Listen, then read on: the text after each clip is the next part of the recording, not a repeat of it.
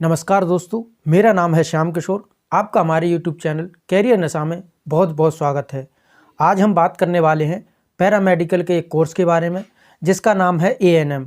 आज की इस वीडियो में आपको ANM से जुड़ी हुई सारी जानकारी मिलने वाली है, तो जुड़े रहिए हमसे और देखते रहिए इस वीडियो को शुरू से लेकर एंड तक।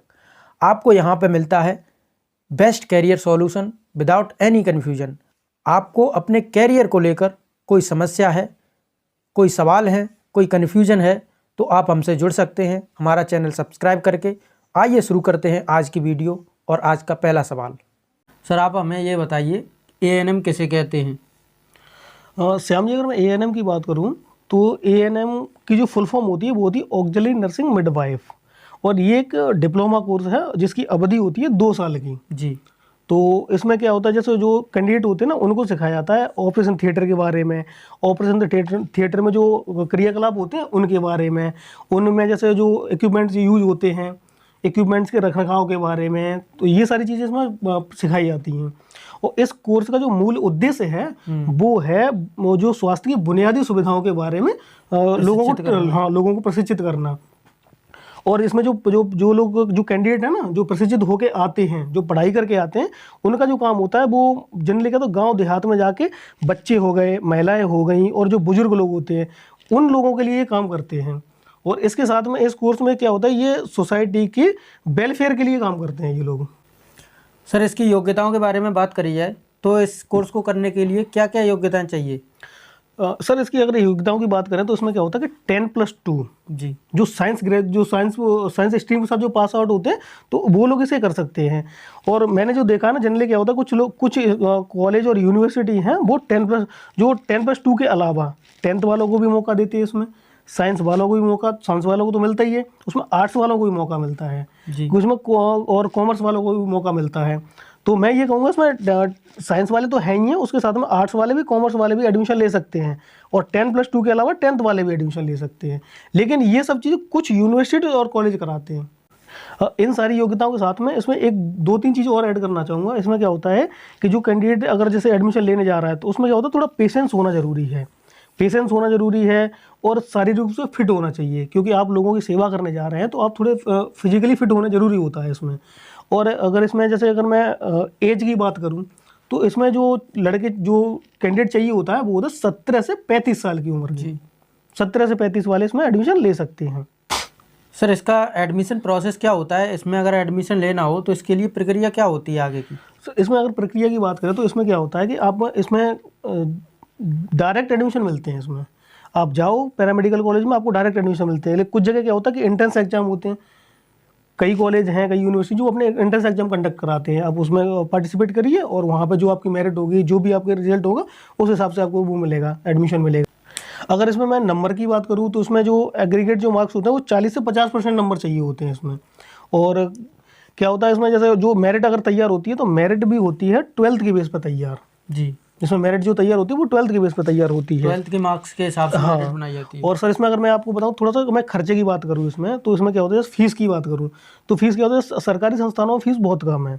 बहुत कम तो ये है कि अगर जैसे सरकारी संस्थानों में आप एडमिशन लेते हैं तो 15-20 हज़ार रुपये से लेके 30 हज़ार रुपये में सरकारी संस्थानों में आपकी 2 साल की कोर्स हो जाएगा। और अगर मैं प्राइवेट संस्थान की बात करूँ तो उसमें थोड़ा सा खर्चा ज़्यादा होता है। उसमें होता है 40-50 हज़ार रुपये से लेके 2 लाख रुपए तक का खर्चा है। और ये जो मैं खर्चा आपको बताया हूँ ये 2 साल का है जी, नहीं आपके पूरी मतलब पूरे कोर्स की फीस है।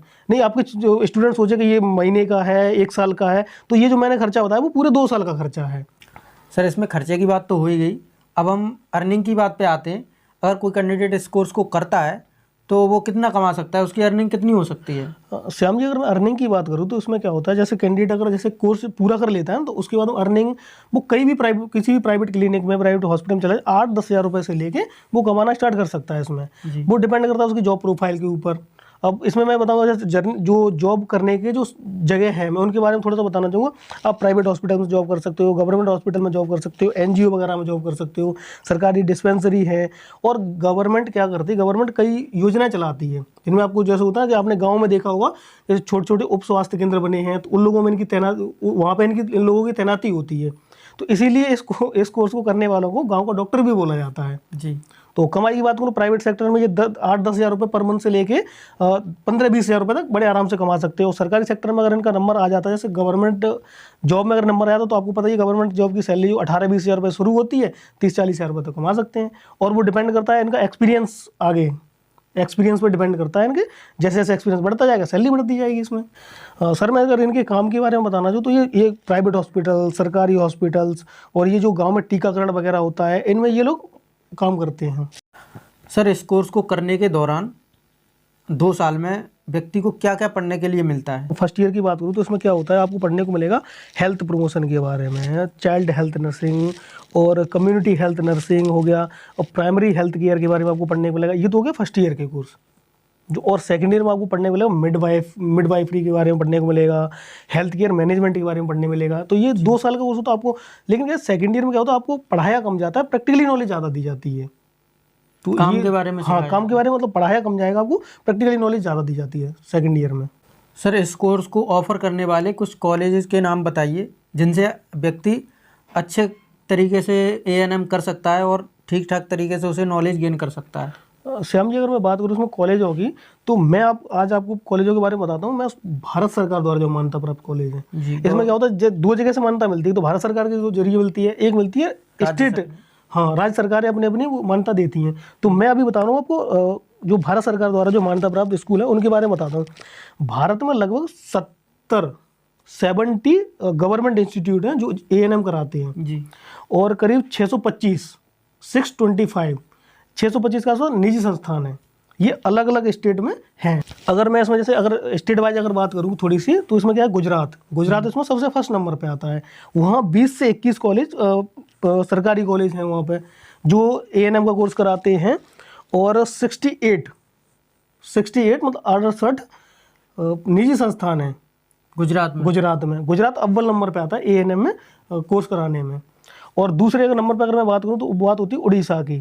उड़ीसा में क्या है, वहाँ पे क्या 19 सरकारी संस्थान हैं जी, और लगभग 80 के आसपास निजी संस्थान हैं। और जैसे कि हम लोग यूपी से हैं तो हम लोग थोड़ी सी यूपी की बात करते हैं। तो यूपी इसमें क्या है, यूपी का थोड़ा सा दुर्भाग्य है यहाँ पे। दुर्भाग्य मैं इसलिए बोल रहा हूँ कि यूपी में जो भारत सरकार द्वारा मान्यता प्राप्त वो है ना स्कूल है, उसमें सिर्फ एक कॉलेज है, वो भी है सैफई इटावा में। और बाकी 140 के आसपास यहाँ पर निजी संस्थान भी हैं जो आपको ANM कोर्स कराते हैं। तो श्याम जी मैं यहाँ पे कुछ आगरा के आसपास के कॉलेज होगी, आगरा हुआ, आगरा के आसपास के जो डिस्ट्रिक्ट है उनके कुछ कॉलेजों के नाम बताना चाहूँगा यहाँ पे। जैसे Aligarh college of nursing hospital Aligarh में है, ये CS कॉलेज ऑफ नर्सिंग एटा में है, FH medical college district Firozabad है, टूडला में पड़ता है ये। और एक है GG स्कूल ऑफ नर्सिंग, ये अपने आगरा में है। और एक है IIMT school of nursing lawyers colony Agra. और अगले की बात करूँ मैं Prem Raghu hospital and paramedical institute Hathras. Ravi school of nursing Sikandra Agra पे है ये कॉलेज। और दूसरा SSG health care female training centre Bodla road Sikandra Agra. Shanti Manglik school of nursing and paramedical, ये है फतेहाबाद रोड पे। और एक है Shri Sai college of nursing Sarsol Aligarh. और है Uttar Pradesh rural institute of medical science and research, ये अपना सैफई का, ये सरकारी संस्थान है।